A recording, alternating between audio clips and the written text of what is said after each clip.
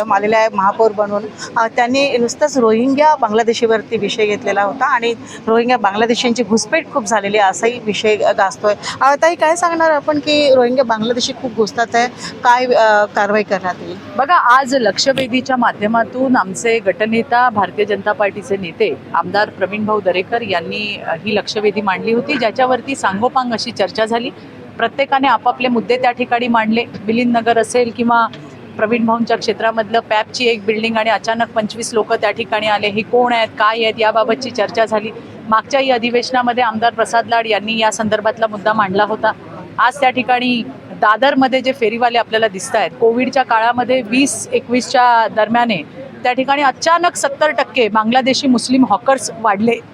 तिथे 0 नंबर आहे. जमालुद्दीन आणि शमशुद्दीन म्हणून आहेत ते, जे मोठे हप्ते त्या ठिकाणी घेतात आणि मग मराठी हॉकर्सना तेवढे हप्ते देता येत नाहीत, त्यामुळे त्यांना हाकलून ते निघून जात आहेत आणि त्यांच्या जागेवरती हे बसत आहेत. असा सुद्धा प्रश्न त्या ठिकाणी आज परिस्थिती आहे. एवढंच नाही तर हा शमशुद्दीन आणि जलालुद्दीन यांनी रोहिंग्यांसाठी फंड रेझिंगचा कार्यक्रम केला होता. त्याही वेळेला भाजपा माहीमच्या आमच्या सहकारी अक्षता तेंडुलकर आणि साखरकर ताई यांनी त्यांना जाब विचारला. त्यावेळेला त्यांच्यावरच केसेस केल्या त्यावेळेच्या सरकारने आणि आज महिन्यातून एकदा त्यांना कुर्ल्या कोर्टामध्ये त्या ठिकाणी जावं लागतं. ही परिस्थिती आहे. आज जर तुम्ही 90% बांगलादेशींना ज्यावेळेला आम्ही आक्षेप घेतो तेव्हा आम्हाला सांगितलं जातं की नाही, उनके पास आधार कार्ड आहे. आधार कार्डवर जन्मतारीख बघा, 90% लोकांची जन्मतारीख जी आहे ती तुम्हाला 1 जानेवारी दिसेल. याचा अर्थ ते खोटे आहेत, ते फेक आहेत. आधार कार्ड कोण देतं, याच्यामध्ये प्रशासनातली लोक कोण आहेत, यांना काही राजाश्रय आहे का, राजकीय काही त्यांना राजाश्रय मिळतोय का, या सगळ्या गोष्टी या येणाऱ्या दिवसामध्ये निश्चितपणे चेक केल्या जातील.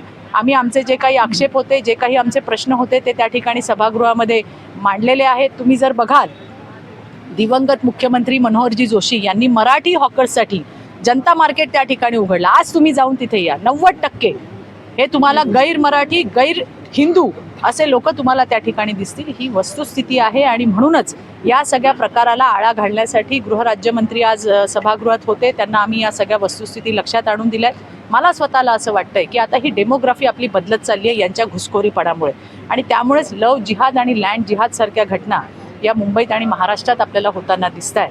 तुम्ही मगाशी जो मुद्दा घेतला की सभागृहात एकांनी सांगितलं की महापौरांनी वॉटर मीटर गटरचं काम करावं, बांगलादेशी घुसखोर बाहेर काढणं हे त्यांचं काम आहे का, तर मी त्याही वेळेला म्हटलं आणि आजही तुम्हाला सांगते की आमच्या महापौर या वॉटर मीटर गटरचं काम तर करतीलच करतील, पण या मुंबईचे जे आद्यजनक आहेत ते कोण आहेत, सगळे ते कोळी आहेत, ते आगरी आहेत, ते भंडारी आहेत. या जातींच्या व्यवसायांवरती सुद्धा आज गदा आणायचं काम या घुसखोर बांगलादेशींमुळे झालं. आमच्या मच्छीमार महिला, आज मच्छीमार महिलांच्या व्यवसायावरती गदा आणायचं काम या बांगलादेशी घुसखोरांनी केलंय. तुम्ही बघितलं गल्लीबोळामध्ये तुम्हाला हे लोक जाताना दिसतात आणि त्यामुळे आमच्याही मच्छीमार महिलांवरती त्या ठिकाणी अनैसर्गिक अशी स्पर्धा कुठेतरी आणि दबाव त्या ठिकाणी होतोय आणि यांना हुसकून लावायचं काम या आमच्या महापौर नक्की करतील, कारण त्यांच्या रोजगाराचं संरक्षण करणं, या मूळ मुंबईकराचं संरक्षण करणं हे सुद्धा त्यांचं काम आहे आणि ते अतिशय चांगल्या पद्धतीने करतील. आज या चर्चेच्या माध्यमातून प्रवीण भाऊ दरेकर यांनी एक समिती गठीत करण्याबाबतच्या सुद्धा सूचना या गृहराज्यमंत्र्यांना दिलेल्या आहेत आणि येणाऱ्या दिवसात तशा पद्धतीची समिती स्थापन होणार आहे. आणि म्हणून येणाऱ्या दिवसात तुम्ही बघाल, हा प्रश्न काय आजचा नाही आहे, आजकालचा नाही आहे, हा 50-60 वर्षांपूर्वीचा आहे. पण गेल्या 2-3 वर्षापासून महायुतीच्या सरकारमध्ये मोठ्या प्रमाणात कारवाई या घुसखोरांना डिपोर्ट करायचं काम हे त्या ठिकाणी राज्यात होतंय, मुंबईत होतंय. येणाऱ्या दिवसात याला आणखीन गती येईल आणि हे सगळे घुसखोर फेकले जातील. काही तृतीयपंथींच्या बाबतीत सांगण्यात आलं की एक तृतीयपंथी भेटल्यानंतर बाकीचे पण जे बांगलादेशी आहे ते पण म्हणजे इथे जास्तीत जास्त भेटलं, म्हणजे किती संख्या अजून भेटू शकते? नाही, काही सांगता येत नाही. हे कुठे कुठे पसरलेले आहेत. जसं मी तुम्हाला सांगितलं, हा प्रश्न काही 2-3 वर्षातला नाही, हा 50-60 वर्षाचा प्रश्न आहे. आता शोधून काढायचं काम पोलीस यंत्रणेचं आहे.